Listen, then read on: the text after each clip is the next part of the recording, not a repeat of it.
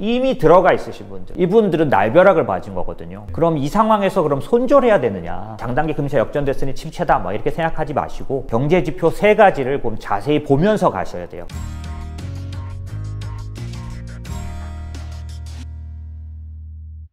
인모스트 투자자문의 장재창 대표님 모셨습니다. 안녕하세요. 예, 안녕하세요. 네, 대표님 나와주셔서 정말 감사합니다. 불러주셔서 감사합니다. 대표님 워낙 또 유명하시지만 그럼에도 좀 처음 보는 분들을 위해서 간단하게 소개 좀 부탁드립니다. 네. 저는 국내 증권사에서 한 20몇 년 일했습니다. 주로 본사에서도 일을 했는데 지점도 일을 하고 해서 대부분 시간 고객 자산 관리하는 요즘 PB라고 부르는 그 포지션으로 오랫동안 일했고요. 퇴직하고는 인모스트 투자문을 만들었는데 이 이유는 사실 제가 고액 자산가 분들을 모시고 오랫동안, 그래서 제가 그때는 대한민국 대표 PB도 했었어요. 네, 그렇게 잘 하긴 했는데 제가 퇴직하면서 마음은 어땠냐면 고액 자산가가 아니신 분들에게도 자산관리 서비스를 하겠다, 그런 마음에서 지금 인모스트 투자 자문을 만들었습니다. 그래서 지금 운영하고 있는 중이고요. 이 정도입니다. 알겠습니다. 어떻게 보면 주식시장의 정말 역사의 산 증인이신데 또 대표님을 모시고 최근 좀 시장이 좀 어지럽잖아요. 그렇죠. 그래서 이제 그런 부분에 대한 지혜를 들어보는 시간을 갖도록 하겠습니다. 대표님이 출간하신 책에서 이런 얘기가 있더라고요. 주식시장은 경제가 아니다. 일반적으로 이제 경제랑 같이 간다라고 많은 투자자들이 생각을 하고 있는데 이렇게 말씀하신 이유가 뭔지 궁금합니다. 되게 중요한 얘기입니다. 사실은 그 말은 2020년에 노벨상 수상자인 폴 크루그먼 교수가 이제 칼럼에 썼던 제목이에요. 그걸 썼던 이유가, 이렇게 경기가 안 좋아졌는데 당연히 바이러스 팬데믹인데 이렇게 안 좋은데 왜 주식시장은 올라가는가, 이거에 대한 광범위한 질문을 받으면서 그거에 대한 대답으로 쓴 거고, 저도 동감하기 때문에 그 제목을 썼고요. 그 얘기는 뭐냐면은 주식시장하고 실물 경제가 같이 가지 않는다, 괴리가 있다는 얘기고, 또 조금 편하게 말하면 주식 투자하실 때 주식시장은 상식적이지 않다, 이렇게 보시는 것도 맞으세요.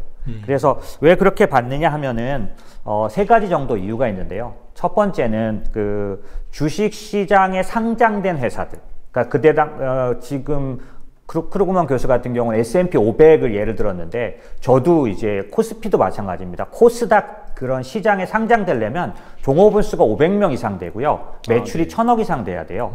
이게 왜 중요하냐면 코로나 때 종업원 수 9명 이하인 기업은 80%가 폐업했습니다. 하지만 500명 이상인 기업은 하나도 폐업하지 않았어요. 그러니까 바이러스 팬데믹이라는 어려움 속에서도 아주 큰 회사들이 상장된 주식시장의 기업들은 흔들리는 게, 피해를 보는 게 훨씬 적다. 그렇기 때문에 경기가 우리들이 보통 느끼게 나빠졌어도 주식시장이 올라가는 거에는 이유가 있을 수 있다.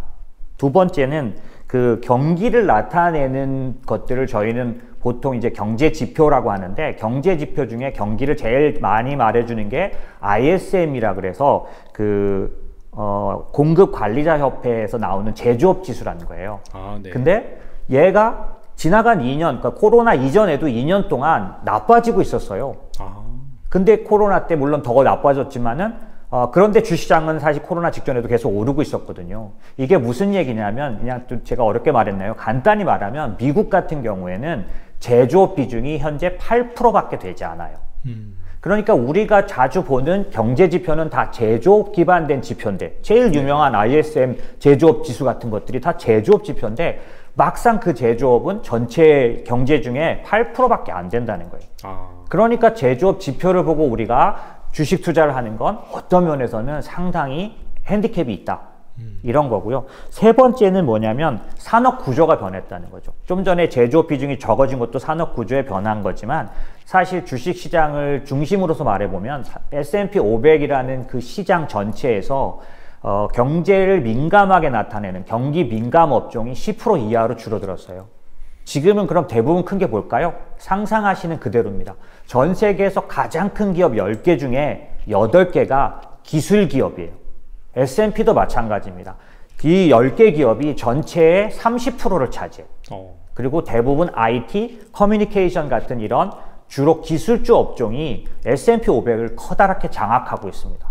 그러니까 당연히 코로나 팬데믹이라는 이런 바이러스 팬데믹이 왔을 때 오히려 더 수혜를 입는 기업들이 상당 부분 포진해 있었기 때문에 잠깐은 심리적으로 흔들렸지만은 곧바로 올라가 버렸다라는 거고, 이 사실은 앞으로도 변하지 않을 사실이기 때문에 앞으로 제가 설명드리겠지만 이제 지금은 기술의 시대라서 이런 상황은 앞으로도 반복될 거니까 좀 명심하는 게 좋다, 이런 말씀 드리고 싶네요. 알겠습니다. 일단 큰 틀에서 본다면은 이 기술주들이 계속해서 성장하는 그런 환경이 마련된 상황이다. 일단 그렇게 제가 이해를 했는데요. 네. 자, 그럼에도 불구하고 이제 물론 업계에 오래 있으셔서 잘 아시겠지만은 주식시장에 사이클이라는 게 있잖아요. 그렇죠. 그래서 이제 구체적으로 살펴본다라고 하면은 대표님께서 말씀을 해주셨지만 4계절 사이클, 이걸 네네. 또 이해를 해야 된다라고 말씀하셨는데 네네. 여기에 대해서 좀 설명 좀 해주세요. 이것도 알아두시면 투자에 도움되실 것 같아요. 그게 뭐냐면 경기 사이클이라는 거를 좀 이해하기 쉽게 말하냐고 사계절과 비슷하다라고 말한 거고요. 당연히 사계절에는 봄, 여름, 가을, 겨울로 구성되어 있잖아요. 네네. 그런 것처럼 그 주식시장 혹은 금융시장도 4개의 사이클로 이루어졌다. 그래서 하나는 봄처럼 아직 완전히 그 온도가 많이 올라가진 않았지만 겨울은 아닌, 그거를 주식시장이나 금융시장에서는 유동성 장세라고 불러요. 코로나 때 연준이 금리를 내리고 양적 완화를 해버렸을 때 아직 경기가 좋아지기도 전에, 기업 실적이 좋아지기도 전에 주식시장은 3개월 만에 다 올라가 버렸거든요. 네네. 그러니까 경기가 좋아지기 전에 올라가는, 그 주식시장이 올라가는 이유는 실적이 아니라 유동성이잖아요. 지금처럼 유동성으로 움직이는 그런 사이클을 우리는 유동성 장세, 그래서 저희는 계절로는 봄과 같다고 보고요. 그렇게 해서 양적 완화나 금리 인하를 통해서 경기가 부양돼서 정말로 살아나면 연준이 지금처럼 금리를 올리기 시작해요. 네. 그러면 진짜로 실적이 나오잖아요. 그럼 이거를 실적 장세라고 하고 저희는 계절에서 여름으로 비유합니다. 그런가 하면 금리를 올리다 말고 이제 더 이상 금리를 올릴 수 없는 때가 와요. 경기나 이런 경제 체력이 떨어져 가기 시작하는 거죠. 그러면 이때는 금리 인상을 멈추고 이제 그때부터는 실적 사상 최고치도 계속 이제 깨지기 시작합니다. 이때를 저희는 가을이라고 부르고요. 이거를 역금융 장세라고 부르고, 네. 마지막에 그 겨울처럼 금리가 이제 경기가 안 좋아져서 연준이 다시 저번에 코로나 때처럼 금리를 내리고 돈을 풀어야 되는 때가 오죠. 이때를 저희는 겨울이라고 부르는, 요 4개가 반복된다. 여기서 이제 중요한 게 있는데, 우리가 아는 자연 사계절은 반드시 봄 다음에 여름이 오고 여름 다음에 가을이 오지만, 그렇죠. 금융시장은 봄이었다가 다시 겨울로 돌아가는 때도 여러 번 있었습니다. 그걸 저희가 더블 딥이라고 하죠. 예, 그렇습니다. 알겠습니다. 말씀을 들어보니까 사실 투자자들이 승률을 올리기 위해서는 뭐 겨울 내지는 봄 이럴 때 이제 사 모아가는 게 가장 또 좋은 결과로 나올 수가 있겠네요. 그렇죠. 예. 그래서 전문가들은 겨울에도 살 수 있지만, 네. 사실은 우리 같은 이제 일반인들이 투자를 할 때는 봄에 투자를 할 수 있는 능력을 기르는 거. 왜냐하면 봄만 해도 요즘 꽃샘추위잖아요. 네. 지나간 기간 동안에 맞아요. 아직 네. 겨울처럼 냉랭한 온도는 그대로 있거든요. 그렇기 때문에 비전문가들이 그 상황에서 투자에 합류를 한다는 건 쉽지가 않아요. 그래서 그거 하나만 성공을 해도 사실 굉장히 큰 수익을 낼 수 있는 거죠. 예. 알겠습니다. 지금 상황이 좀 중요할 것 같은데, 그렇다면은 지금 같은 상황은 제가 이제 그 대표님의 말을 들어보니까 좀 여름에 가까운 것 같긴 하거든요. 네네. 어느 정도 연준에서 첫 번째로 이제 기준금리를 올리고 지속적으로 인상을 할 것으로 예상이 되는데, 근데 여기에서 약간 좀 기존 그런 사계절과 다른 그런 움직임들이 포착이 되는데, 뭐 아시다시피 지금 러시아와 우크라이나의 지정학적 리스크 이런 부분 때문에 인플레이션이 더 심화되고 있고, 그러다 보니까 약간 경기가 둔화되는, 그래서 종합적으로 본다면 스태그플레이션 우려도 지금 시장에서 나오는 그런 모습이에요. 네네. 그래서 지금과 같은 상황을 좀 투자자 입장에서는 이 그냥 여름에 예. 여름에서 뭐 가을로 가는 과정 중에서 노이즈라고 봐야 될지, 아니면은 아까 말씀하신 것처럼 뭐 더블 딥이라고 봐야 될지 상당히 좀 궁금하거든요. 어떻게 생각하시나요? 네, 맞습니다. 그건 굉장히 중요한 판단일 것 같고요. 이제 만약의 경우 자연에서 있는 계절과 똑같이 반드시 여름이 오고 가을이 온다면 조금 덜 걱정해도 되는데, 사실 주식시장은 그렇지 않기 때문에 잘 판단을 하긴 해야 될 것 같고요. 말씀하신 그런 최근의 그런 변수들, 이를테면 사실 왜 여름인데 여름 같지 않느냐라는 그런 걸 그냥 단도직입적으로 말씀드리면, 델타 변이나 이런 것들이 다시 올라올 때 공급망 관련된 병목 현상이 셧다운 위기였기 때문에 그렇죠. 불거져 와서 얘가 일으킨 인플레이션. 그러니까 사실 지금 인플레이션을 뭘로 원인을 보냐는 조금씩 다를 수 있는데 저는 거의 대부분 공급단에서 온 인플레이션이라고 봅니다. 인플레이션은 두 가지가 있는데 수요 쪽에서 오는 인플레이션이 있지만 또 공급 쪽에서 오는 인플레이션이 있는데 제가 보기에 지금 인플레이션은 거의 공급 쪽에서 오는 인플레이션이기 때문에 이 공급망 병목에 의해서 생긴 이 인플레이션이 변수로 작용하면서 인플레이션이 높아져 버렸고 거기에 또 하나 말씀하신 대로 전쟁이 터지면서 이 부분에 대해서 유가라든지 그다음에 곧 이제 앞으로 닥칠 농산물 가격 상승이라든지 원자재 가격 상승 같은 또 하나의 인플레이션 요인을 더해줬기 때문에 이 부분이 변수로 나타나서 원래는 그랬어도 여름이라는 현상은 그대로 나타날 텐데 이대로 놔두면 경기가 어려워지니까 연준이 이제 강한 긴축을 해야만 이 인플레이션을 잡아줘야만 하니까 인플레이션을 잡기 위해서 연준이 강한 긴축을 하면 오는 현상이 이제 경기가 나빠지는 침체에 빠지는 거기 때문에 네. 말씀하신 대로 지금 여름이 제대로 나타나기도 전에 바로 다시 겨울로 돌아갈 수 있는 그런 상황도 될 수 있을 뿐더러 아니면 짧은 여름, 짧은 가을, 그리고 빨리 다가오는 겨울이 될 수도 있고요. 그런 면은 있는 거죠. 하지만 여기서 저희가 그냥 아주 안 좋아진다라고만 생각해서는 안 될 것 같은데요. 왜냐하면 갑자기 나타난 돌발 변수가 어느 정도 정리가 된다면 여름은 다시 이어질 것 같아요. 그렇기 때문에 지금 투자하시는 분은 어떤 자세를 취할 수 있다면 급할 게 없죠. 조금 더 지켜보고 그러니까 분할 매수 같은 게 충분히 가능하죠. 근데 저의 관심은 이미 들어가 있으신 분들 여름이라고 믿고 봄에 투자를 일찍 못해서 거의 여름으로 바뀔 무렵에 그러니까 그 마지막 봄쯤에 들어오신 분들 이분들은 날벼락을 맞은 거거든요. 맞아요. 네. 그럼 이 상황에서 그럼 손절해야 되느냐 이게 좀 중요한 것 같아요. 그래서 만약에 그렇게 해야 된다면 해야죠. 주식 투자 시장은 뭐 무조건 기다린다고 다 되는 건 아닙니다. 네네. 하긴 해야 되지만 제 의견은 아니다. 아직 여름이 끝나지 않았다는 사실을 좀 알려드리고 싶어요. 저처럼 사이클을 보는 사람 입장에서는. 그래서 지금 사실 저희가 여름을 볼 때 한두 가지 중요한 걸 보는데 뭐냐면 금리가 상승하기 시작할 때를 여름으로 왜냐면 경기가 좋아져야 금리를 올리거든요. 그렇죠. 그렇기 때문에 경기는 좋아졌다는 뜻이고 연준이 볼 때는 전 세계에서 연준의 그런 뜻은 그렇고 그다음에 두 번째는 보통 여름 실적 장세는 기계주들과 같이 와요. 그래서 미국의 대표적인 기계 업종인 그러니까 주식인 캐터필라가 지금 현재 역사상 최고가를 가고 있거든요. 그리고 일본 공작기계 주문이라는 게 있는데 이게 21년도 하반기 이후에 상승을 나타내고 있습니다. 설비 가동률이나 산업 생산 지수는 아주 분명한 여름 상태예요.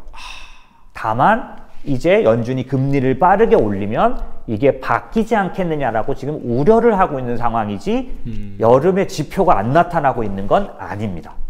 현재 상황은요. 네네. 그러니까 제 생각에는 지켜봐야 할 부분들이 있고 만약에 이제 제가 지금 너무 조금 길게 얘기한 것 같은데 장단기 금리차 역전이라든지 이런 것들이 걱정스러운데 이거는 침체란 뜻 아닙니까? 그러니 주의해야 되지 않겠습니까? 라고 말한다면 그거에 대해서 제가 조금 더 자세히 설명을 드리고 싶어요. 왜냐하면 제가 여러 번 경험한 사이클에서도 비슷한 적이 있었기 때문에. 그럼 그 부분 좀 말씀해 주세요. 그 얘기를 좀 드릴까요? 네네. 사실은 장단기 금리차 역전이라는 거가 이제 터져 나오기 시작했으니 조금은 자세히 아셔야 될 게 있어요. 그게 뭐냐면 장단기 금리차라는 게 한 가지만 있는 게 아닌 거죠. 지금 시장에서는 2년물과 10년물, 미국 국채 2년물과 10년물 얘기만 하지만 사실 장단기 금리차는 엄밀하게 말하면 3개월물과 10년물도 장단기 금리차, 5년물과 10년물도 장단기 금리차예요. 그렇죠. 그럼 어느 거를 중요한 잣대로 볼 거냐 이게 중요한데 시장에서는 지금 전부 2년물과 10년물 얘기를 하는 겁니다. 이게 왜 그렇게 자꾸 언급되냐면 지금까지 미국의 금융위기 그러니까 침체가 왔던 9번 중에 8번 2년물과 10년물 그 장단기 금리차가 역전된 뒤에 왔기 때문에 굉장히 아주 그 정확도가 높은 지표라는 건 틀림없어요. 하지만 여기서 아셔야 될 게 있는데 2019년도 지금 바로 직전번 연준의 금리 인상기 마지막 부분에 연준이 장단기 금리 차가 왔을 때 그들의 연구 결과를 발표한 게 있습니다. 그게 뭐냐면 수십 년 동안의 위기 국면을 장단기 금리 차로 다 비교해 봤더니 네네. 더 정확하게 침체를 나타내는 건 오히려 3개월물과 10년물이다. 아. 그렇게 말하고 있고 네네. 제롬 파월이 지금도 인터뷰나 회의에서 말하는 장단기 금리 차는 3개월과 10년물을 말합니다. 연준은 그걸 중심으로 보고 있는데 이게 왜 중요하냐면 3년물과 10년물의 금리 차이는 아직 한 70bp 이상 충분히 역전되지 않았어요. 여유가 있는 상황입니다. 나머지 장단기 금리 차만 역전돼 있고 최근 2, 3일간은 장단기 금리 차 역전도 없어졌죠. 그러니까 사실 너무 시장에서 떠드는 거에 구별 없이 두려워할 필요는 없고요. 또 하나 알고 계셔야 될 게 이번에 장단기 금리 차는 과거의 장단기 금리 차 역전과 조금 달랐습니다.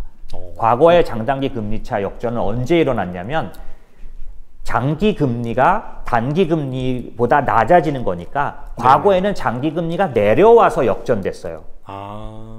그리고 그러려다 보니까 대부분 연준이 금리 인상을 9번 정도, 그러니까 바로 직전번에 9번 이상 한 상태에서 역전이 났거든요. 이번에는 장기가 내려온 게 아니라 단기가 치솟아 올라와서 역전됐어요. 그렇죠. 그게 큰 차이입니다. 그러다 보니까 금리를 한 번밖에 안 올렸는데 역전 난 거예요. 그러니까 이거는 과거의 장단기 금리차 역전과는 조금 다릅니다. 네. 그래서 시장에서는 연준은 뭐라고 표현하고 있냐면 연준이 국채를 너무 많이 샀다. 요번에는 과거 역사상 연준의 자산이 지금 9조 정도 돼 있거든요. 네네. 처음이에요. 지난 금융위기에 2배 가깝습니다. 네네. 이렇게 많이 전체 국채 중에 30%를 연준이 들고 있어요. 미국 국채. 너무 많이 샀기 때문에 장단기 금리 차가 역전이 일찍 온 거다. 왜냐하면은 단기가 빨리 올라왔기 때문에 그런 거다라는, 급히 긴축을 할 거니까. 이런 설명이 좀 타당성이 있고요. 네. 그렇기 때문에 제가 투자자분들에게 말씀드리고 싶은 건 장단기 금리차 역전됐으니 침체다 뭐 이렇게 생각하지 마시고 과거하고 다른 어떤 패턴이 있다는 거. 두 번째, 장단기 금리차가 역전되더라도 꼭 알고 계셔야 될 게 2년물과 10년물이 역전되고 나서도 지금까지 10번 이상의 경우에 평균적으로 15개월 뒤에, 네네. 짧을 때는 9개월, 길 때는 23개월 뒤에 침체가 왔어요.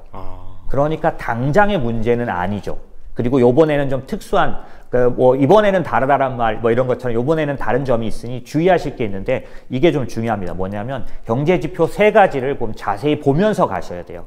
되게 중요할 것 같아요. 만약에 진짜 침체가 되려면 첫 번째, 경기 선행 지수가 하락해야만 침체가 옵니다. 그런데 지금 현재는 어떤 상태냐면 지나간 2월 경기 선행 지수는 전년 대비 7.6 플러스 상태예요. 경기 선행 지수는 어디서 보냐면 컨퍼런스 보드라는 데서 봅니다. 네네. 지금은 아직까지는 플러스 상태다. 두 번째, ISM 제조업 지수 중에 신규 주문 지수라는 게 있습니다. 네. 이게 왜 중요하냐면 침체가 오려면 수요가 죽어야 침체가 와요. 수요가 살아있을 때는 경기가 선순환되기 때문에 침체로 가지 않습니다. 왜냐하면 사고 싶은 사람이 많으면 회사는 많이 만들게 되고, 많이 만들면 많이 팔리고, 많이 팔리면 그 기업들이 더 많이 팔려면 고용을 많이 해야 되고, 사람들이 취직을 하면 돈을 쓰고, 이게 선순환 되잖아요. 절대로 그렇죠. 침체로 갈 수 없어요. 그럼 침체로 갈 때는 반드시 신규 주문 지수라는 게 가라앉기 시작해야 되는데, 요게 기준이 50입니다. 네. 50 이하로 떨어지는가를 봐야 되는데, 이번 달 3월 달 ISM 제조업 지수 신규 주문 지수는 53.8. 아직은 50 위에 있는 거죠. 네네. 그 다음에 세 번째, 반드시 침체는 실업률과 같이 갑니다. 실업률이 내려갈 때 침체가 왔던 적은 한 번도 없어요.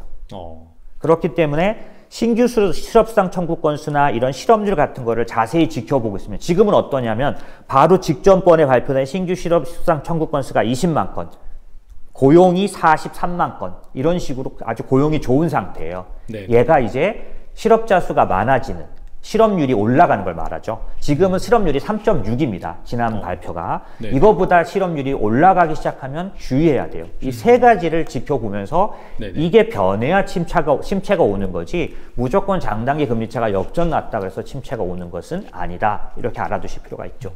확실히 그 최근에 발표되는 고용 지표 보면은 상당히 견조한 그런 데이터가 많이 나오더라고요. 네네. 그래서 그 대표님 말씀을 좀 종합을 해보면 사실 연준이 그 최근에도 좀 강력한 기축 시그널을 계속해서 던지고 있는데 그 배경을 살펴보면 경기가 아직 연준이 생각하기에는 견조하다라고 판단을 했기 때문에 맞습니다. 인플레이션을 좀 더 강력하게 잡는 것이 장기적으로 봤을 땐 경제나 시장에 효율적이다. 이제 그렇게 판단한 거라고 볼 수 있을까요? 맞습니다. 요번에 3월달 FMC 15일, 16일 요때 발표가 나고 장이 3일을 연달아 크게 반등한 이유가 뭐냐면 네. 시장이 그렇게 받아들였기 때문이에요. 지금 이 사안이 가장 큰 위험은 인플레이션인데 연준이 그걸 잘 인식하고 있고 그걸 위해서 모든 걸 다 한다고 했기 때문에 일단은 가장 큰 위험은 벗어났다. 두 번째, 그렇게 할 때 부작용은 경기가 나빠지는 건데 네. 지금 현재 미국 경기는 견딜만 하다. 이렇게 보는 거죠. 알겠습니다. 그렇다면은 신규 진입하는 투자자 입장에서는 지금은 뭐 좋은 주식을 적정한 가격에 싸게 잘 매수할 수 있는 좋은 기회가 될 수 있을 것 같고 대신에 기존에 이제 계속해서 투자를 하신 분들 같은 경우에는 손절은 안 하는 게 좋다. 그렇게 보면 네. 될까요? 맞습니다. 그렇게 생각하고 있고 네. 지금 지켜보면서 기존의 분들도 사실은 추가 투자를 할 수 있는 그런 때를 찾는 것이 필요하다라는 거고 뒤에 좀 더 상세하게 포트폴리오 얘기를 드린다면 저는 단기하고 장기를 따로 가져가야 된다고 보는 편인데 좀 더 주식을 말씀하신 건가요? 주식 포함해서 그러니까 네. 자기가 투자를 할 때요. 아, 네네. 투자를 할 때 저는 사실은 좀 자산 관리 쪽 사람이다 보니까 이 모든 수단 중에 주식만을 취하지 않고 다른 그 대체 자산이라 해서 부동산, 원자재 이런 것들도 다 포함해서 보는 편인데 네. 그런 면에서 봤을 때 중요한 거는 이제 내가 운영하는 목표로 하는 기간인 것 같은데 기간이 만약에 짧은 거 1년 정도 내에 있는 거라면 이 경우에는 인플레이션 해지하는 자산을 좀 편입할 필요는 있다. 하지만 좀 더 장기, 연금 같은 거라면 지금의 이런 인플레이션이 아주 구조적으로 갈 게 아니라면 오히려 인플레이션이나 연준의 긴축 때문에 빠져버린 기술주나 이런 거는 오히려 살 때다. 이렇게 다르게 바라볼 수 있다고 보는 거죠. 네. 알겠습니다. 그 전략 같은 경우에는 이따가 좀 더 자세하게 한번 다뤄보도록 하겠습니다. 그러시죠. 지금을 언제라고 그러냐면 곡선의 무릎을 지났다. 기업이 바로 돈을 벌어요. 이게 IT 버블 때와 완전히 다른 거예요. 오케이, 굉장히 많이 올랐어요. 7배씩 막 오르고 올랐어요. 하지만 여기서 하나 따져야 될 걸 뭐냐?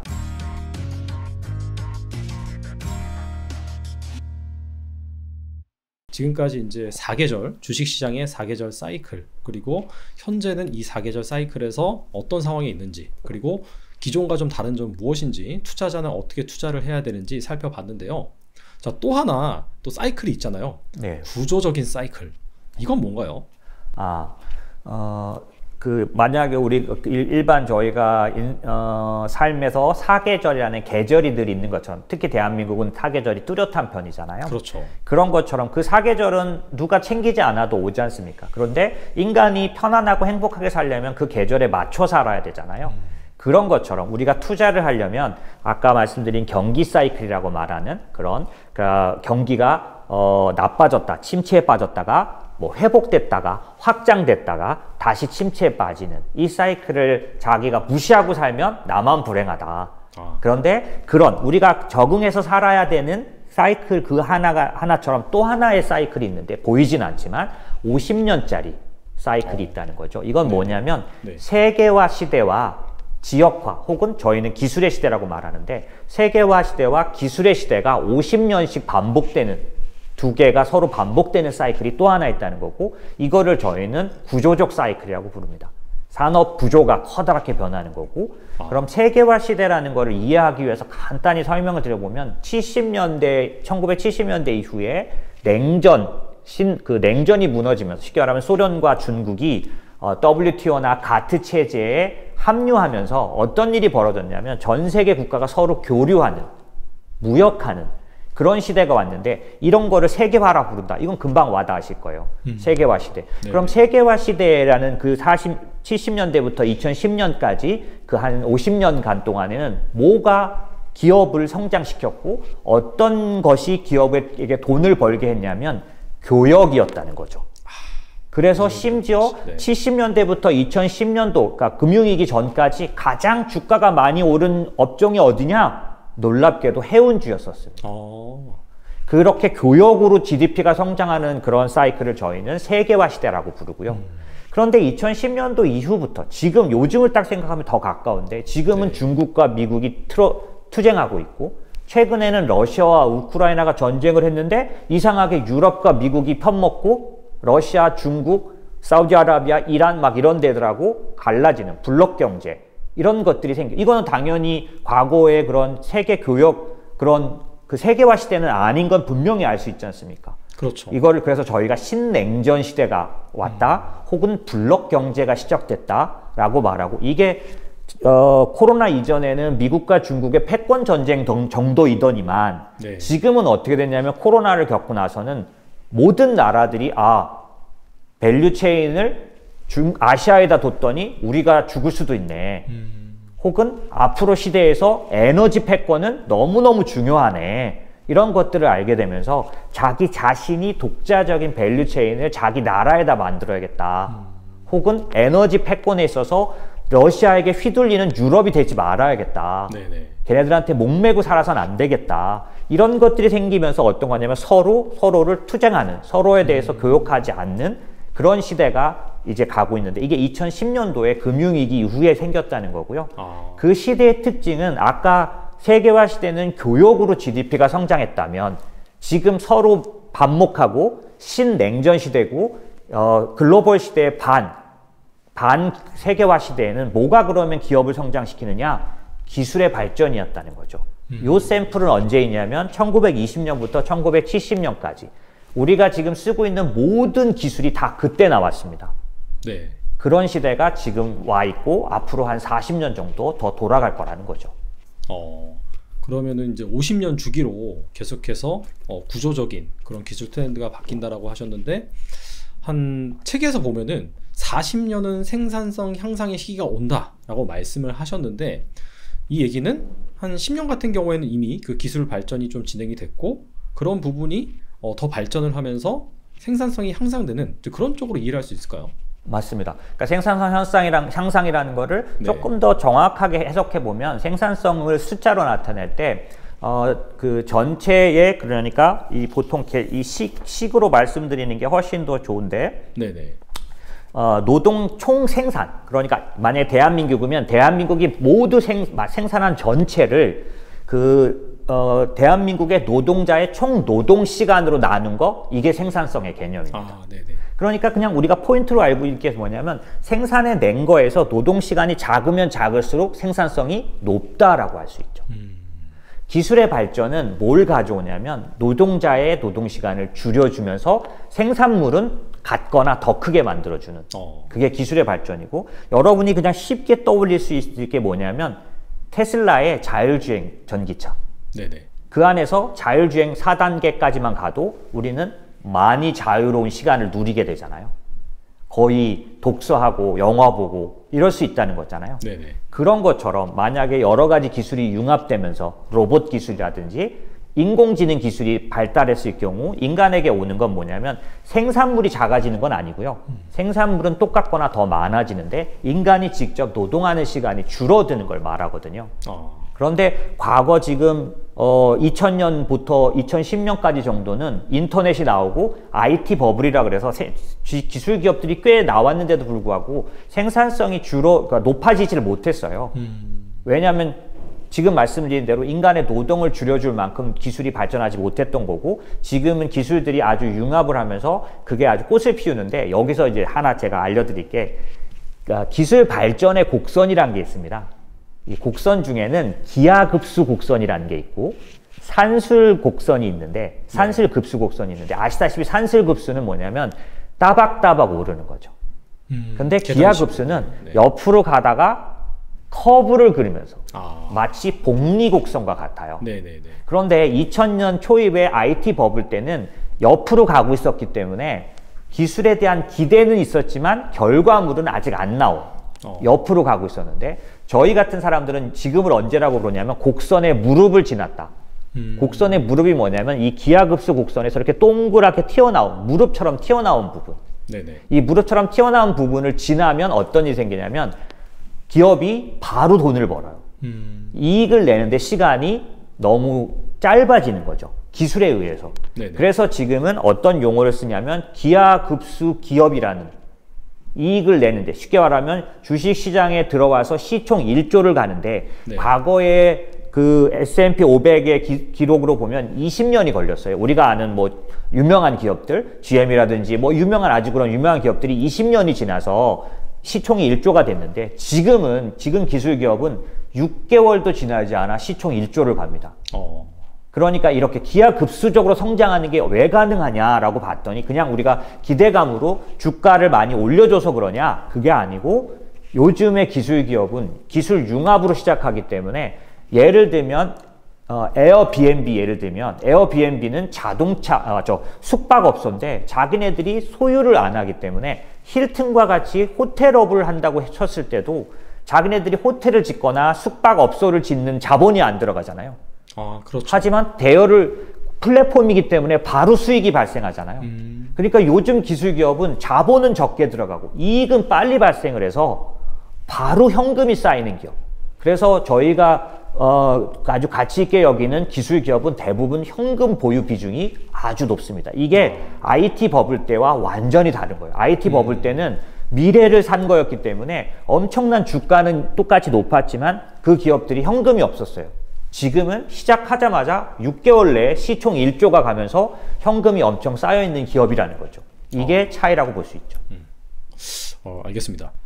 결과적으로는 그 IT 버블 당시에 인터넷 혁명이 발생을 했잖아요. 네네. 그러면서 사실 기대감으로 주가가 많이 오르긴 했는데, 그런 기업들이 어떻게 본다면은 한 10년간 인터넷 인프라를 잘 닦아 놓았고, 맞죠. 그러다 보니까 그 인터넷이라는 인프라 위에 다양한 그런 플랫폼들이 생겨나면서 예전처럼 그렇게 고정 자산을 보유하지 않고도 이 비즈니스 혁명으로 인해서 빠르게 수익을 창출할 수 있는 그러한 상황이 왔다, 그렇게 이해할 수 있을까요? 그렇습니다. 예, 맞습니다. 그리고 우리가 투자 포인트로 한번 생각해 볼 게 뭐냐면, 과거에는 네. 기술 기업에 투자하고 뚝심을 갖고 오래 기다려야 됐었어요.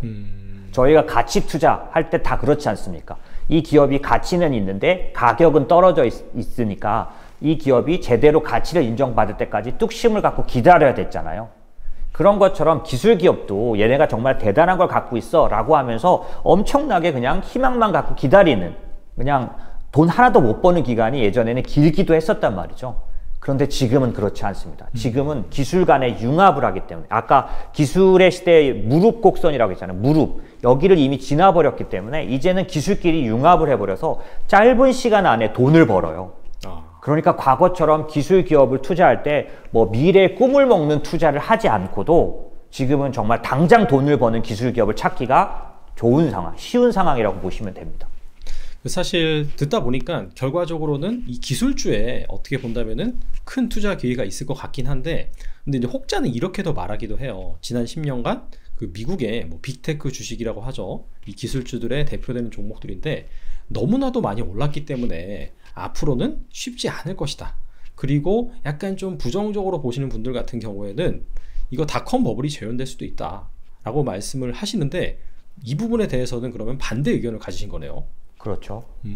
예를 들어서 저희가 일반적인 분들이 말할 때는 그 말이 그냥 그렇겠네, 타당하겠네 여겨지지만, 이 투자 시장 안에 깊숙이 들어와 있는 사람들은 어떤 생각을 갖고 있냐면, 지금 가격이 높은 게 무조건 위협적일 필요는 없어요. 왜냐하면 이 기업이 그만한 이익을 낸다면 가격은 정당화되는 거거든요. 네. 그렇다면 빅텍이 10년간 가격이 많이 올랐다. 오케이. 너무 굉장히 많이 올랐어요. 7배씩 막 오르고 올랐어요. 하지만 여기서 하나 따져야 될 걸. 뭐냐? 그럼에도 불구하고 그 가격을 정당화할 만큼 이익이 따라오고 있느냐.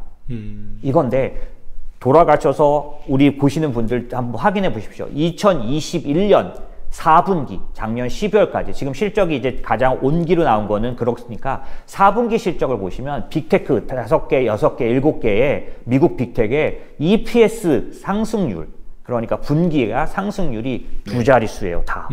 높은 건 50%도 상승했습니다, EPS가. 만약에 여기에 딴지를 걸 수도 있죠. 아, 그건 코로나 때였잖아. 아니에요. 20년이 아니라 21년이잖아요. 21년 그렇죠. 4분기. 네. 코로나는 이미 지나간 뒤잖아요. 그래서 21년 4분기는 펠로톤이라든지 줌 비디오라든지 코로나 수혜주들은 이미 떨어진 상황이에요. 맞아요. 하지만 그 상황에서도 빅텍들의 EPS 증가율, 매출 증가율은 두 자릿수, 높은 건 50%까지 있었다. 이 얘기는 뭐냐면 잠시 약해질 때는 있어도 약해져도 두 자릿수예요. 약해질 때가 있지만 거의 매년 두 자릿수 이상 실적이 성장해온 기업에 지금의 가격을 주는 게 왜 문제가 되냐. 가격이 높다는 거는 같은 기간 많이 올라왔다는 거는 너무 중요한 문제는 아니에요. 왜냐하면 실적이 정당화 해준다면 빅텍은 그런 실적을 정당화해 왔기 때문에 괜찮고요.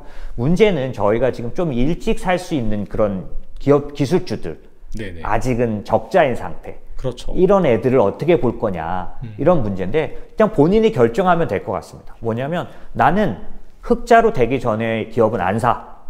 이것도 좋은 거예요. 기술주지만 흑자가 돼야 좋다. 왜냐하면 테슬라도 본격적으로 주가 상승은 흑자가 된 뒤부터였었어요. 2019년도 4분기, 2020년도 초입니다. 이때부터 가파르게 올라갔죠. 네. 그 다음에 FCF라 그래서 프리 캐시플로우. 무슨 말이냐면 현금이 많은 기업. 지금 적자라도 현금이 충분히 많이 쌓여 있으면 1, 2년 내에 적자 상태라도 충분히 망하지 않잖아요. 위기가 와도 견딜 수 있잖아요. 그렇죠. 시총에 비해서 얼만큼의 현금을 쌓아갖고 있느냐 요걸 보고 선택하겠다. 오케이, 좋습니다. 그렇게 주식하셔도 좋고요. 그러나 우리가 연금 같은 거 좀 더 장기 투자하는 데서는 기본적으로는 기업보다는 산업에다 투자하기 위해서는 조금 지금 미래가 보이는 산업들에 지금 좀 일찍 들어가도 괜찮다. 이게 제 생각입니다. 예. 길게 봤을 때는 사실 네, 넘어가는 그렇습니다. 관점에서 봤을 때는 단기적으로 맞습니다. 사실 어떻게 될지도 모르죠. 맞습니다. 네네. 하지만 기술 혁명이 앞서서도 말씀하신 것처럼 아직은 무릎까지밖에 안 왔기 때문에 길게 본다면은 기회다. 뭐 그렇게 이해를 하도록 하겠습니다. 이거보다 더 짧은 기간 안에 돈을 벌 수 있는 지금 뭐가 무슨 세상이 생겨도 다 사이버 보안이 필요합니다. 기본적으로 우리가 아는 커다란 기업들은 전부 다 로봇 기업을 계속 사들입니다.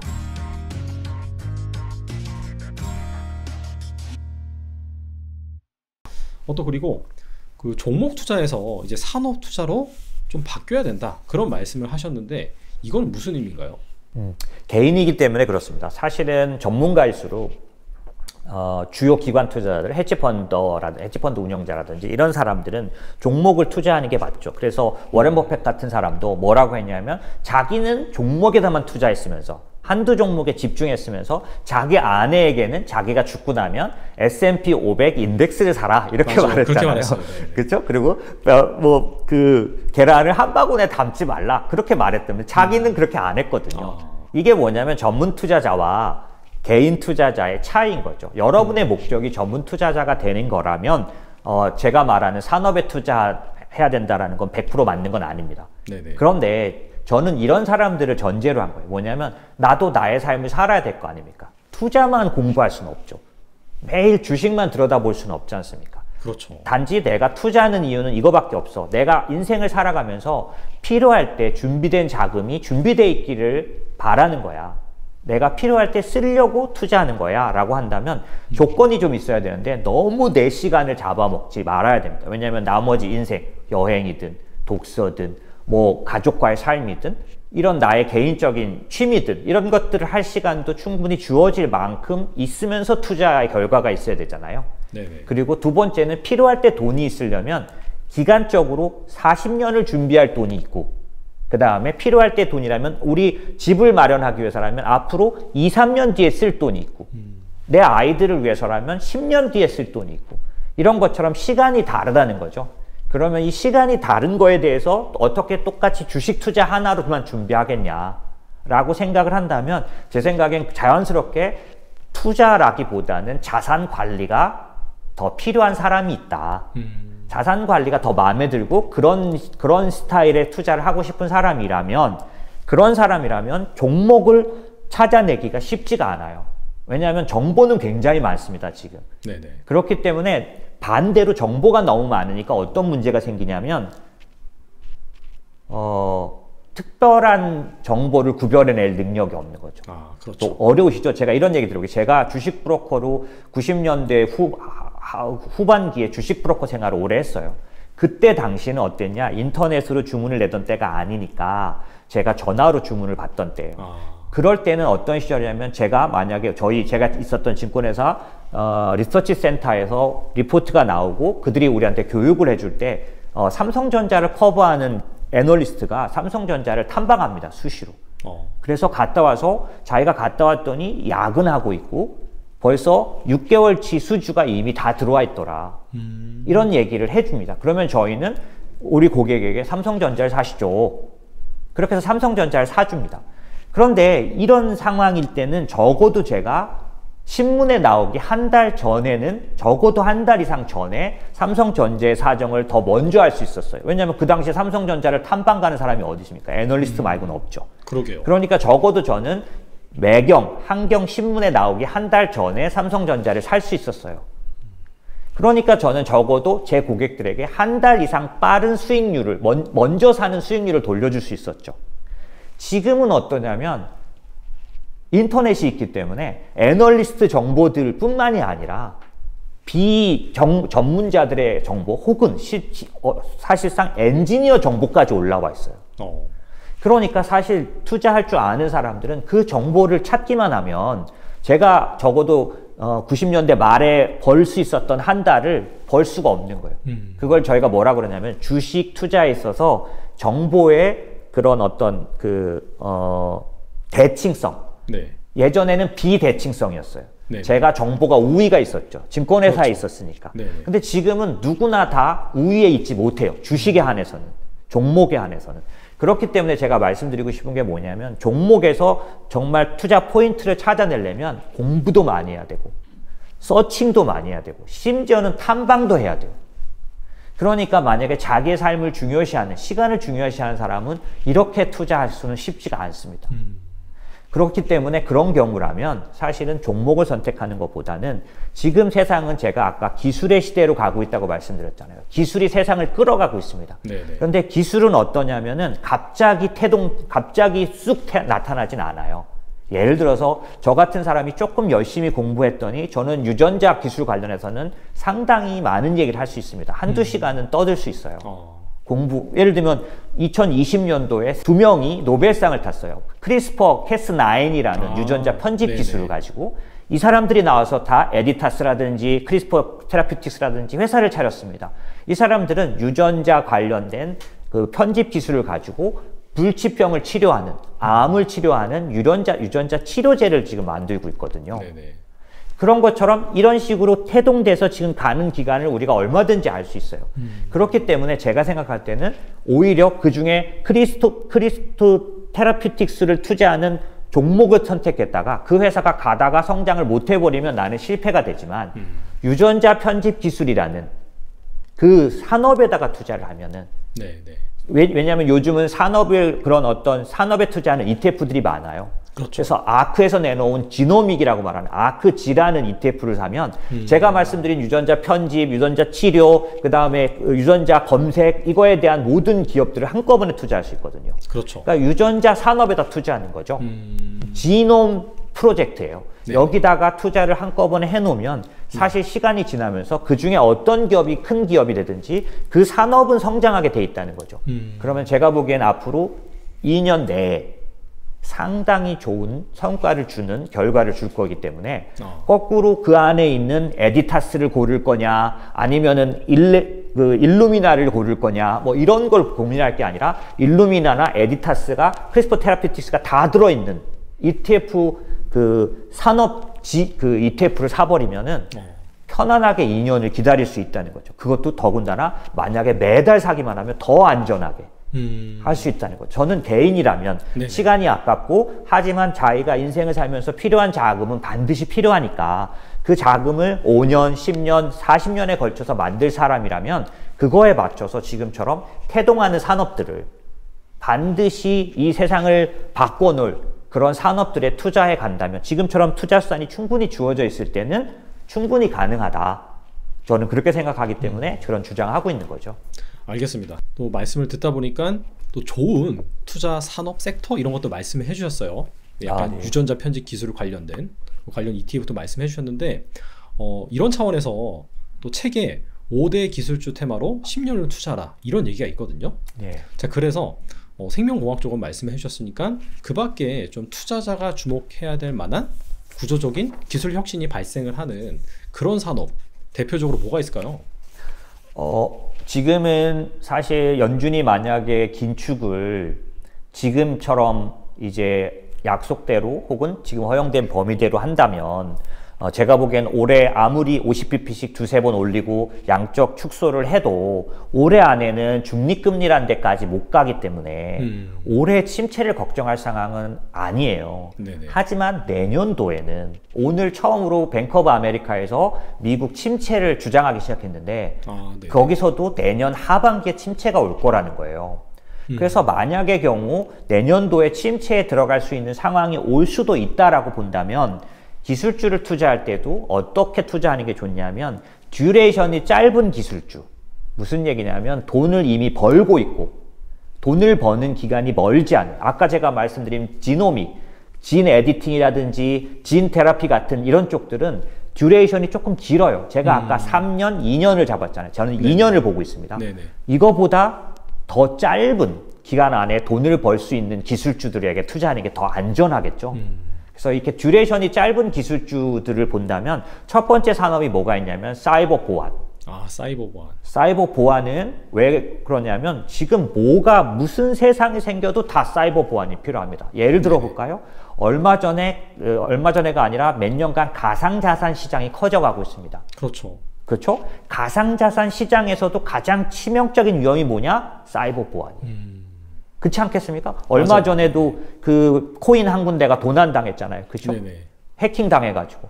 심지어는 사이버 보안은 이번에 러시아가 우크라이나랑 전쟁을 시작했는데 사이버 공격부터 시작합니다. 그죠?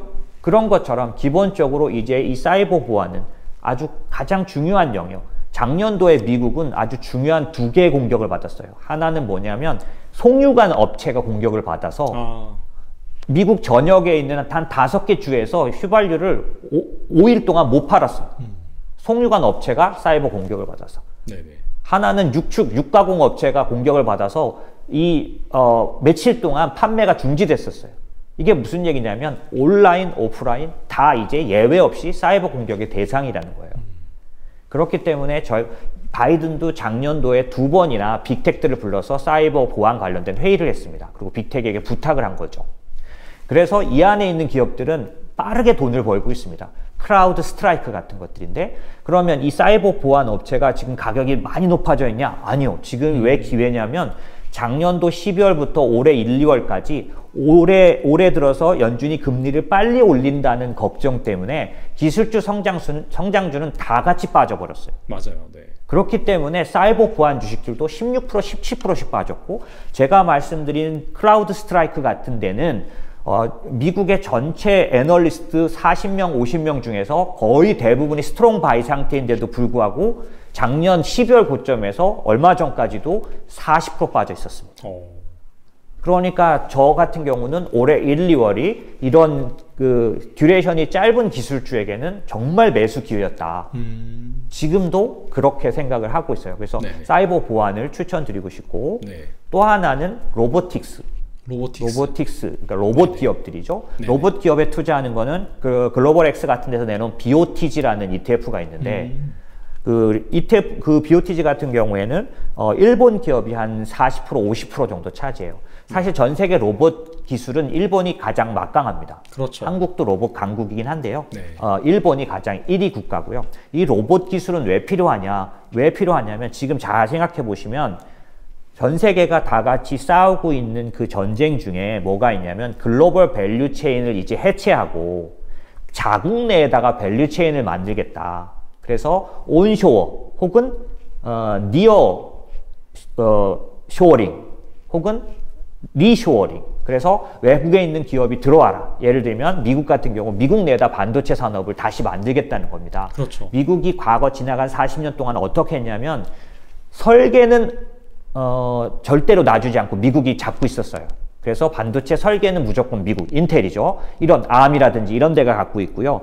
제조는, 생산은 아시아, 중국, 한국, 대만에게 줬던 거 아닙니까? 일본에게.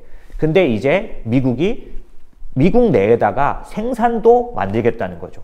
그래서 뭐까지 했냐면은 국방수권법이라는 게 있습니다. 대통령 행정명령으로 시행하는 거고 엄청난 돈을 들여서 기업을 지원할 수 있는 법인데 국방수권법으로 인텔에게 파운드리 산업에 진출을 시켰어요. 인텔은 작년 재작년에 파운드리 산업에 들어갔다가 안 되겠다고 다시 나온 기업인데 이 기업이 다시 파운드리라는 그러니까 반도체 비메모리 생산 시설인 거죠. 이거에 진출을 할 수밖에 없었던 건 미국 내에다가 파운드리 산업도 만들어내겠다는 거죠. 그럼 이게 뭘 의미하냐면 미국 내에다가 중국에 있는 한국에 있는 공장들이 만들어져야 된다는 거니까. 맞아요. 그렇다면 이 미국 내에 공장을 만들 때 가장 큰 걸림돌은 당연히 인건비죠. 아, 그렇겠네요, 진짜. 네, 그렇죠. 그렇기 때문에 인건비를 해결한다면 바이든이 생각하는 지금 각 나라가 생각하는 그런 문제를 해결할 수 있는데 그 인건비를 해결하는 가장 좋은 방법은 로봇 자동화입니다. 그죠? 그래서 로봇은 한 3가지 정도 나눠지는데 뭐 그러니까 협동 로봇이라 그래서 제조업체에 주로 쓰이는 로봇도 있고 그 다음에 휴머노이드라 그래서 인간을 도와주는 그런 로봇도 있고 그 다음에 기본적으로 아마존이나 이런 데서 사용하는 그런 부분 그러니까 뭐 의료 로봇이라든지 이런 부분 로봇들이 있는데 이 모든 것들이 지금 사실상 아주 빠르게 성장을 해왔기 때문에 중국 같은 경우는 과거에는 사람 2명 몫으로 로봇 하나를 써야 됐었거든요. 지금은 1.5명까지 떨어졌어요. 로봇을 하나 두면 사람 1명 반 정도의 인건비고 대신 시간이 지나면 훨씬 더 생산성이 생기는 거죠.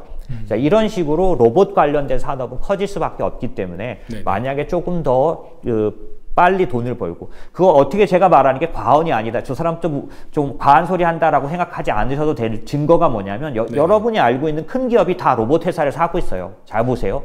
심지어 현대차까지도 보스턴 다이나믹스를 샀죠. 맞습니다. 네. 그죠? 아마존은 키바를 사가지고 지네 로봇을 아예 만들어내고 있죠. 그런 것처럼 기본적으로 우리가 아는 커다란 기업들은 전부 다 로봇 기업을 계속 사들입니다.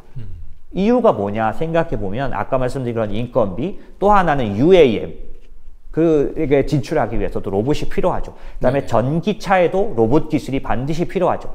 그렇기 때문에 이 관련된 로봇 관련된 회사에 투자를 하는 건 제가 아까 단순하게 예를 들어드린 공장에 로봇을 배치하는 정도가 아니라 인공지능과 로봇이 결합했을 때 엄청난 일들을 할 수 있기 때문에 로봇에 투자하는 건 상당히 이제 1년 전보다도 훨씬 현실적으로 가까워졌다. 아까 제가 말씀드린 듀레이션이 짧아진 기술주가 됐다는 거죠. 그래서 로봇 산업에 투자를 한다면 좋겠다라고 생각합니다. 알겠습니다. 정말 말씀을 들어보니까 딱딱 들어맞네요. 삼성전자 같은 경우에도 사실 작년 12월인가요? 그때 그 로봇 사업 부문을 사실 원래 태스크포스로 뒀다가 사업부로 분류를 하면서 CES에서 다양한 또 로봇을 선보이고 그런 흐름들이 딱딱 맞아 들어가는 것 같아요, 진짜. 그렇죠. 네, 맞습니다.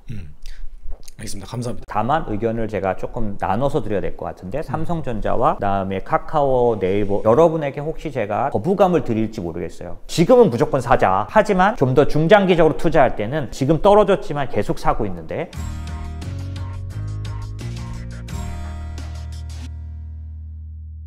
그리고 이런 말씀도 하셨더라고요. 앞서서도 잠깐 힌트를 주셨는데 자, 사계절 사이클과 구조적 사이클 이런 것들을 활용해서 이제 바벨 전략을 사용하는 방법이 있다라고 하셨는데 이 부분이 약간 실전 투자 입장에서는 상당히 중요한 팁이 될 것 같거든요.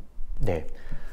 만약에 이제 주식 투자만 하시는 분에게 있어서는 사실 사이클이라는 게 조금 도움이 된다. 왜냐하면은 사이클은 이렇게 주식 투자할 땐 이렇게 쓸 수 있거든요. 예를 들어서 지금 경기 침체를 아주 뚜렷하게 확신하는 분이라면 유틸리티라든지 필수 소비재 기업을 사야 합니다, 지금. 그죠? 만약에 네, 스태그플레이션이 뚜렷하게 나타나고 경기 침체로 빨리 달려갈 거라면 당연히 그 상황에서 방어적인 주식은 유틸리티라거나 그 다음에 필수 소비재 쪽일 거예요.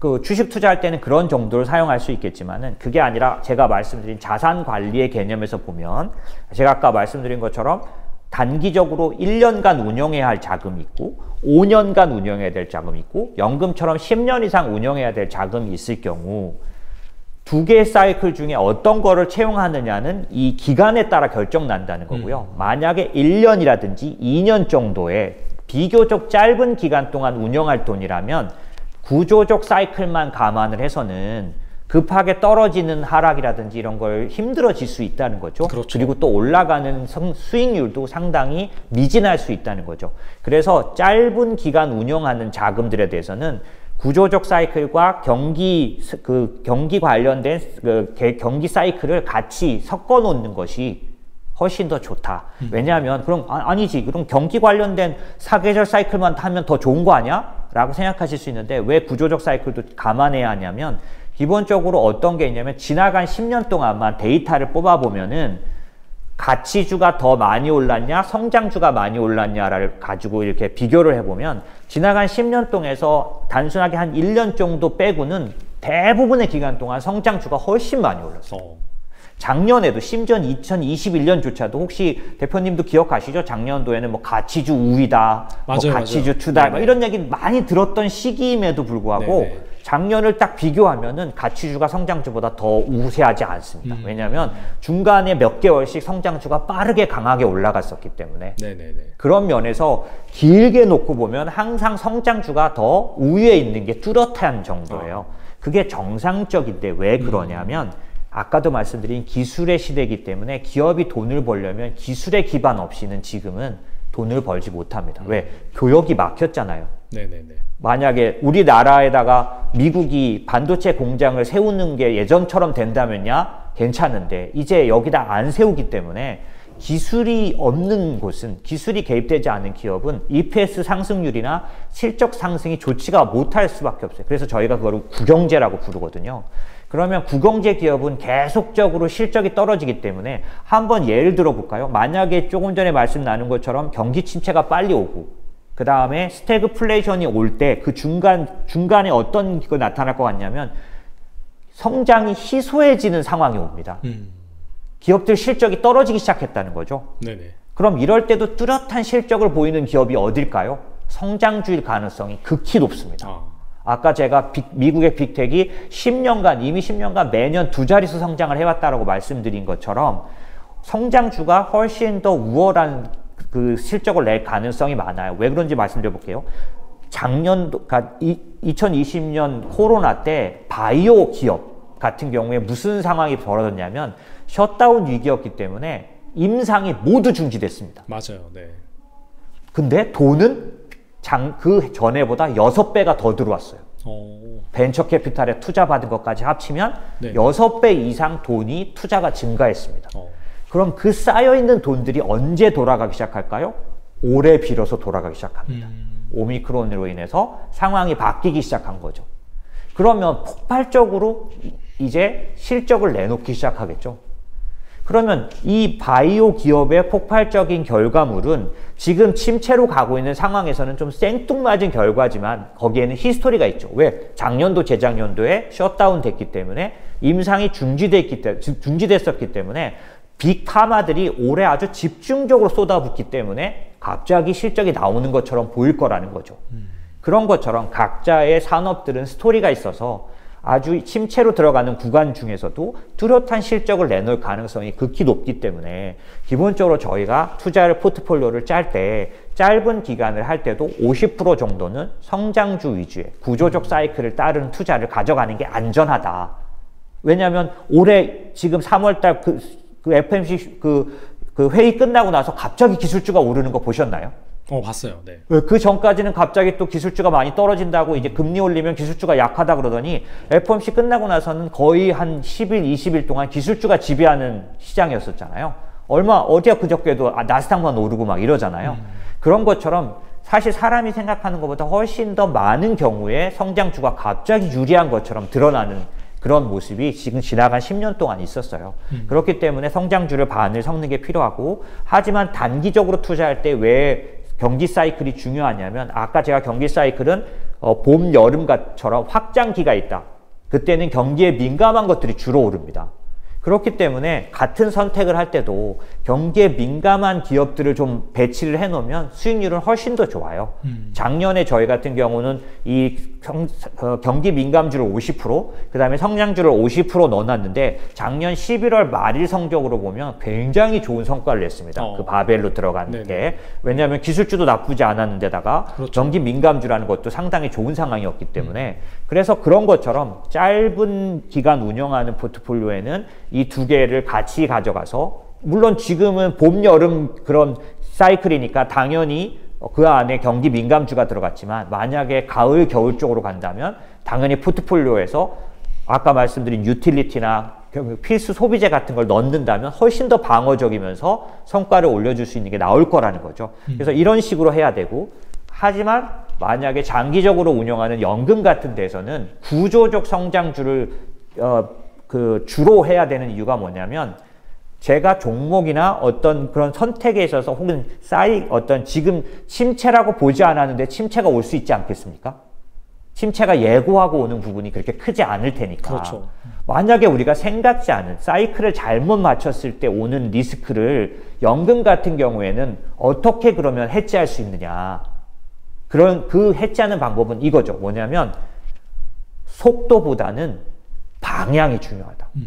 무슨 말이냐면 성장하는 산업을 잘 선택해 놨다면 지금 내가 침체를 예상 못해서 혹시라도 실패했을지라도 나는 시장에 계속 남아있을 수 있습니다. 왜냐하면 그 산업은 방향이 맞았기 때문에 나중에는 4배, 5배의 성장을 가져다 줄 거기 때문에 그랬을 때는 아 내가 틀렸구나 라고 할 때는 더 추가 투자를 할지언정 이거를 팔아버리고 이 시장에서 이탈하지 않아도 되는 거죠. 그렇기 때문에 좀 시간이 주어진 투자를 할 때는 속도보다는 방향을 맞춰야 하니까 방향을 맞추는 가장 큰 투자는 구조적 사이클에 투자하는 거다. 그래서 이렇게 두 가지를 이용하면 훨씬 더 좋다. 이렇게 말씀드릴 수 있죠. 좋은 말씀 감사드립니다. 말씀을 듣다 보니까 사실 이 기술 트렌드에 부합한다라고 한다면 계속해서 성장할 수 있는 그런 가능성이 있다라고 생각이 되는데 사실 뭐 해외 주식도 마찬가지지만 국내에서도 또 그런 속성을 가지고 있는 기업들이 있거든요. 뭐 대표적으로 그렇죠. 반도체에서는 뭐 삼성전자, 그 다음에 뭐 이커머스, 뭐 클라우드 등 이런 플랫폼 내에서는 카카오나 네이버 이런 기업들을 둘 수 있을 것 같아요. 근데 아시다시피 국내 시장 같은 경우에는 한 작년 상반기까지 좋았고 그 뒤로부터는 계속해서 안 좋았어요. 그래서 그 기간 수익률을 비교해 보면은 확실히 미국 지수보다 좀 언더퍼폼한 그런 경향이 있는데 그러면서 삼성전자라든지 뭐 네이버, 카카오 이런 기업들도 많이 빠졌거든요. 네. 이런 기업들도 그 기술 혁신이 지속적으로 이어진다라고 본다면은 지금 좋은 기회가 될 수 있을까요? 네, 그렇게 생각하고 있고요. 다만 의견을 제가 조금 나눠서 드려야 될 것 같은데 삼성전자와 그 다음에 카카오, 네이버를 따로 이렇게 두 개를 보려면 삼성전자부터 말씀드리면 네. 여러분에게 혹시 제가 거부감을 드릴지 모르겠어요. 어떤 거냐면 제 의견은 이겁니다. 단기적으로 삼성전자 저는 스트롱 바이입니다. 지금 사야 할 때예요. 지금 투자해야 될 때라고 보고 네네. 아주 적극적으로 투자해야 된다고 봅니다. 하지만 중장기적으로 봤을 때 몇 년 정도 이상을 보게 되면 삼성전자에게는 만만치 않은 환경이 기다리고 있다. 그게 뭐냐면 아까 제가 인텔이라는 회사가 미국의 강제적인 요구사항에 의해서 파운드리 산업에 진출했다 말씀드렸잖아요. 만약에 지금 인텔이 파운드리 쪽에서 자리를 잡으려면 2, 3년간은 TSMC와 삼성전자의 도움을 무조건 받아야 합니다. 그리고 제대로 납품도 할 수 없는 상태예요. 하지만 만약에 2, 3년 뒤에 인텔이 제대로 된 파운드리 산업의 역할을 하게 됐다면 미국의 플레이어들은 다 인텔에게 주문을 내지 않겠느냐.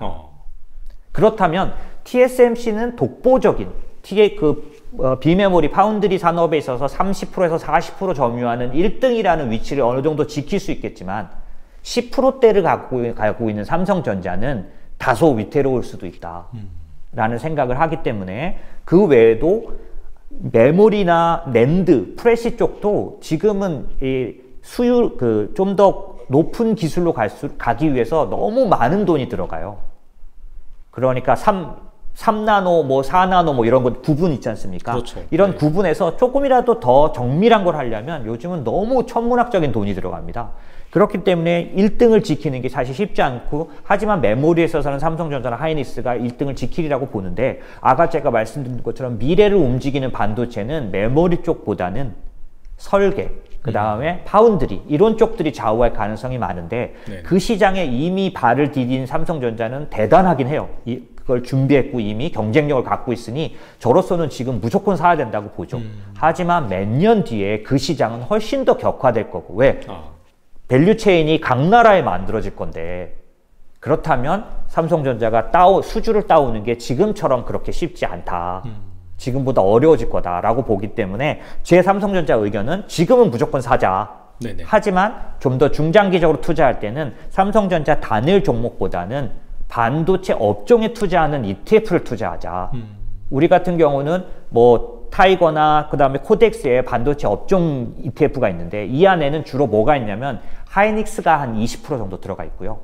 나머지 80%는 반도체 장비와 소재 기업들이에요. 그런데 제가 앞으로, 대부분 앞으로 몇 년 뒤를 보면 밸류체인이 각 나라에 만들어지는 그런 세상을 생각해 보면 부품 업체, 소재 업체는 경쟁력이 점점 높아질 것 같습니다. 왜냐하면 삼성전자가 그들과 경쟁하기 위해서 천문학적인 캐펙스를 장비와 소재에게 쏟아 부어야 돼요. 그렇죠. 그리고 그게 이미 시작된 게 우리나라 반도체 장비 업체의 지분을 삼성전자가 꽤 많이 갖고 있습니다. 그만큼 전적으로 투자하고 있는 거죠.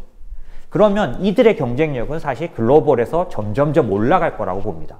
하지만 완성업체인 삼성전자와 하이닉스는 훨씬 더 큰 전쟁 속에 들어갈 거다. 승리를 장담할 수 없다. 그렇기 때문에 훨씬 더 승리를 장담할 수 있는 장비업체, 소재업체가 실적도 지금 몇 년째 최고치를 갱신하고 있어요. 그리고 요즘 주가도 생각보다는 전체 반도체 업종이 더 낮습니다. 네네. 삼성전자보다는. 그래서 저는 삼성전자는 단기적으로는 무조건 지금 사야 될 때지만은 그러고 나서 중장기적으로는 장비업체 전체를 투자하는 반도체 업종 투자, 또 하나는 저희는 지금 2년째 미국 반도체 업종에 투자 왔거든요. 굉장히 좋습니다, 성과가. 왜냐하면 그 안에는 메모리, 비메모리, 그 다음에 차량용 반도체 다 들어가 있거든요. 그렇죠. 예, 그러니까 그런 투자도 추천을 드리고 싶고요. 이제 다음으로 네이버와 카카오는 저는 굉장히 좋게 보고 있습니다. 근데 그 좋게 보는 이유가 뭐냐면 지금 떨어졌지만 계속 사고 있는데 저희는 일찍 샀어요. 2020년도부터 샀기 때문에. 그래서 미리 들어오신 분들은 아직도 아주 여유가 있습니다. 하지만 지금 상당히 많이 떨어졌어요. 맞아요. 예, 근데 지금도 계속 추천하고 있는 이유는 분명한 건 하나입니다. 미국의 빅텍이 성공해온 그 길을 우리도 똑같이 갈 거다. 그럼 미국의 빅텍이 성공한 길이 여러 가지가 있겠지만 저는 어떤 면을 보냐면 M&A로 성장했습니다. 미국의 빅텍은. 무슨 얘기냐면 일찍부터 현금을 엄청나게 쌓아놓고 있으면서 요즘은 어떻게 경쟁하냐면 빅텍은 그 산업의 기초부터 들어가지 않습니다.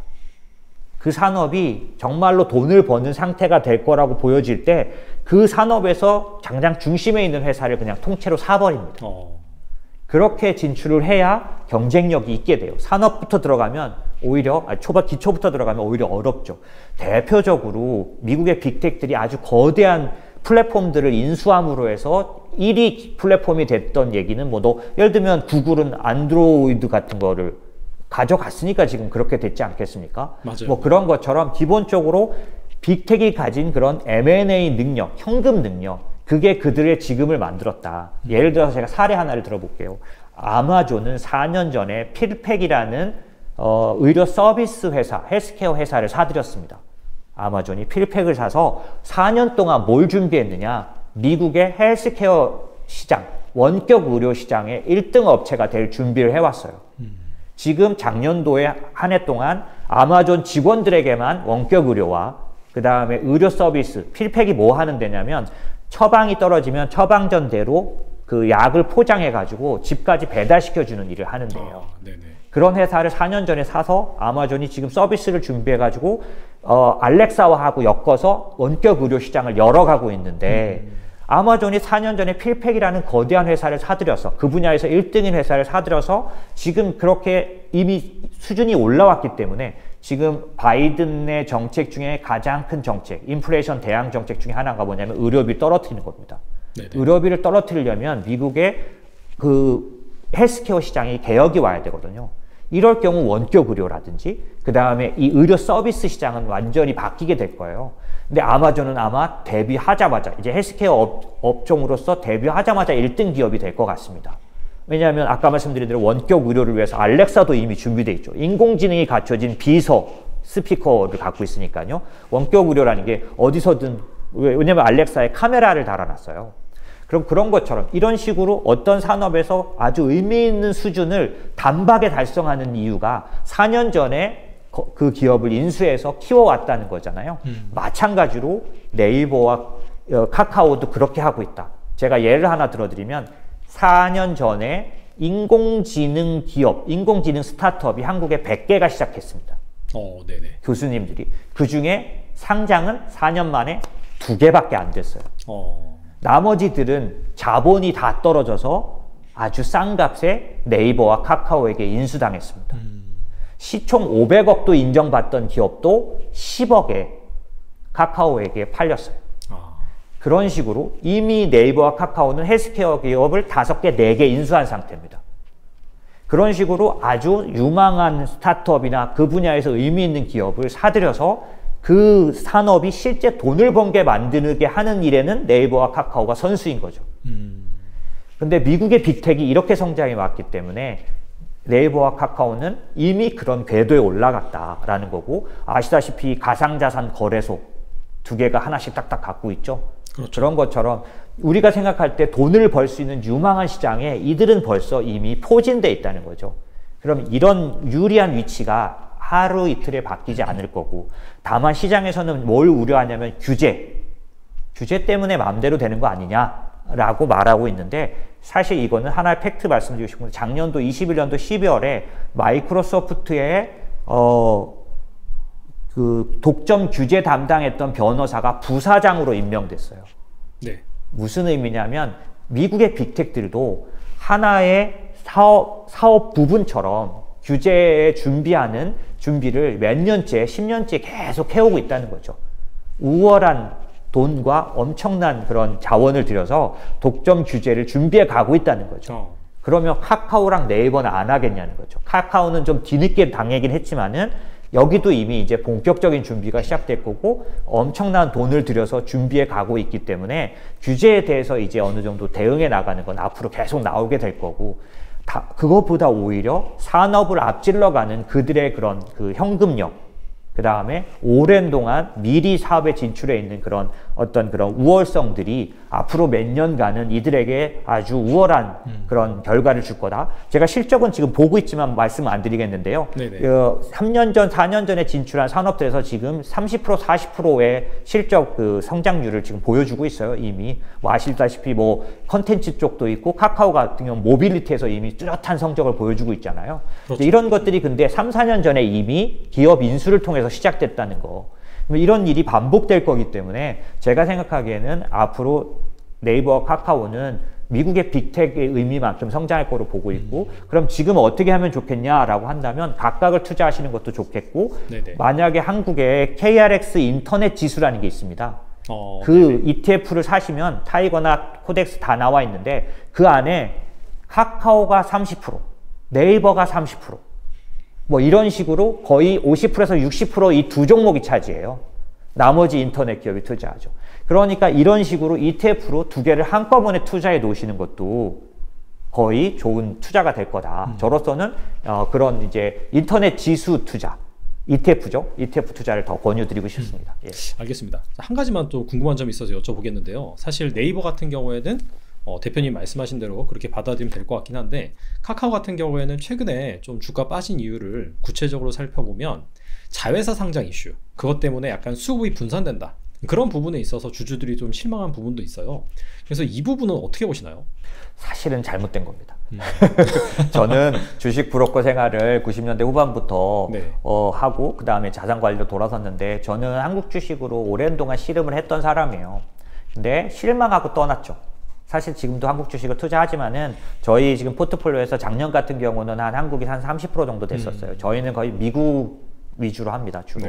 왜냐하면 사실 제가 관리하는 고객들은 일반 주식 고객이라기보다는 자산관리 고객들이어서 좀 더 장기적으로 큰 변동성 없이, 낭패 없이 좀 가야 되기 때문에, 이제 한국 시장의 약간 돌발 변수들이 지나간 6개월 동안 사실 한국이 나빠서 이렇게 떨어져 있는 건 아니잖아요.